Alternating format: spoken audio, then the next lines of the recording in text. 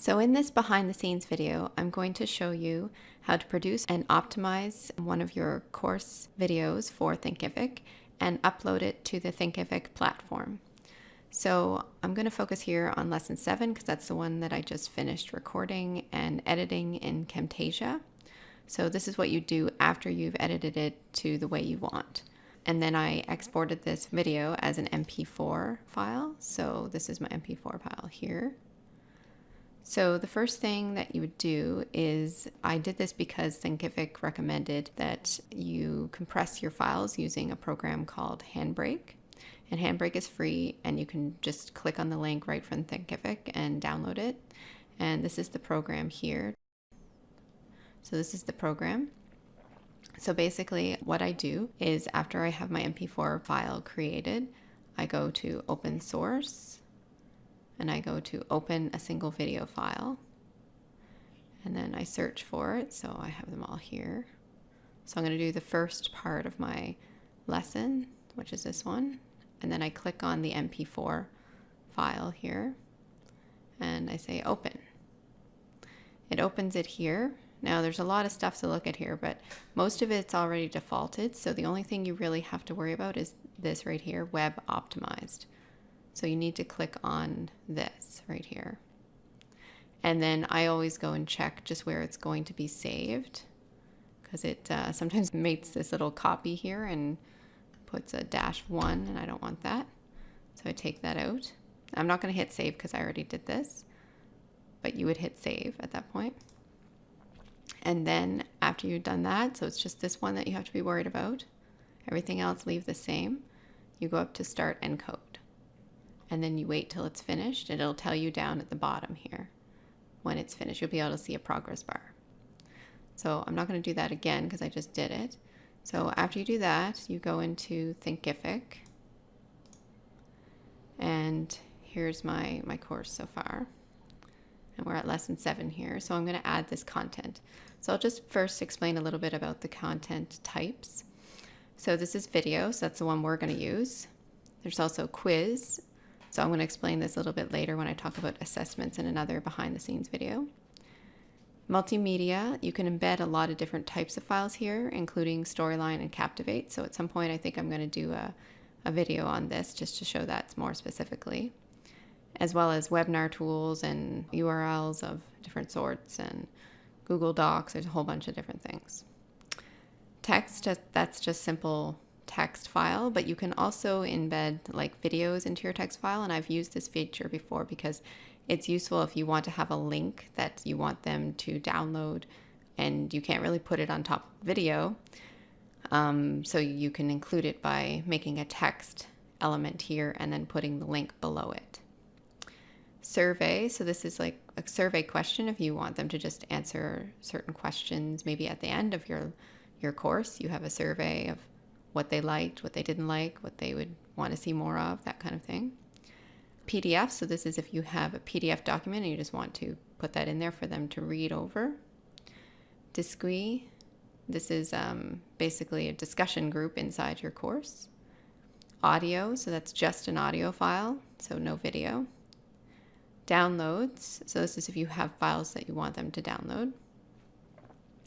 Presentation, so maybe you have a presentation already created and you just want to upload your presentation. And you can also do voiceover narration inside Thinkific. I haven't used that, but I think that's what you can do here. And exam, so if you have an actual exam you want them to take or pass before they can get a certificate, then you can use this one.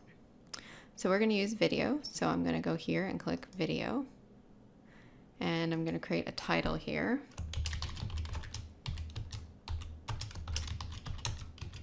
So lesson 7 part 1, and I'm going to set it to draft. So that's a feature in Thinkific. So I don't want people to be able to see this yet because I'm still working on it. So I set it to draft.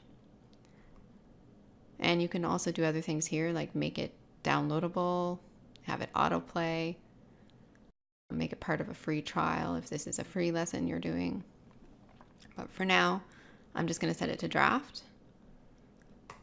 And then you go and you can either drag and drop, or you can browse for your file. I'm going to drag and drop my file from HandBrake.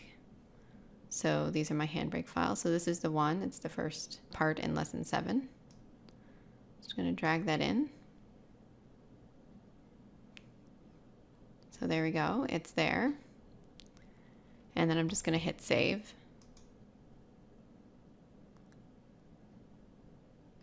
Okay, and another thing that I like to do, and I go to this manage video settings here.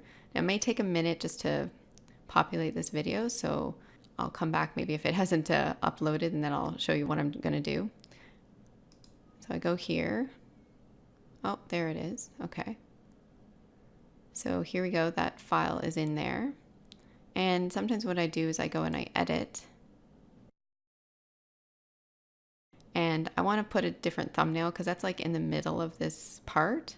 So I've already created a thumbnail. So I just use the snipping tool here. It's built into Windows to just take a screenshot basically of my PowerPoint slide that I want to be the thumbnail. And then I go upload and I'll go to my thumbnails here. Okay, so my thumbnail files are here. So part 1, lesson 7, part 1, I'll just drag that in. And then I hit save. So it's going to change here in a minute. There we go. There. So then I can just close out of that. And I'll just save again. And I'll just go and preview this as a student. So you can go up here to the right. Go as a student, and I'll go to lesson 7, and I'll just play this just to see, make sure it's okay. So this has been compressed using HandBrake, and the quality is good. I do notice with some of the transitions sometimes it may be a little pixelated, but it's only for like a few seconds, and it plays without lagging and choppiness. And I found that when I didn't do this, the files, they weren't that big, but it just didn't play as seamlessly.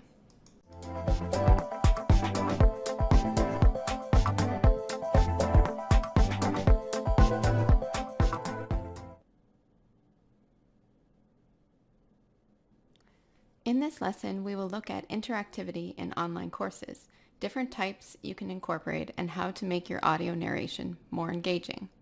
By the end of this lesson, you should be able to define interactivity, describe why interactivity is important, describe different types of interactivity, and describe best practices for recording narration to engage your audience. So there we go. The file's in there and it's playing. Engage fine, and I can skip around. It's much faster too for grasping concepts. So it looks like it's working okay. Describe different types of interactivity and describe. So I'm happy with that. So I'll just back out of that. And that's about it for uploading videos. Thanks for watching, and please like and subscribe to our YouTube channel for more tips, tricks, and behind the scenes videos.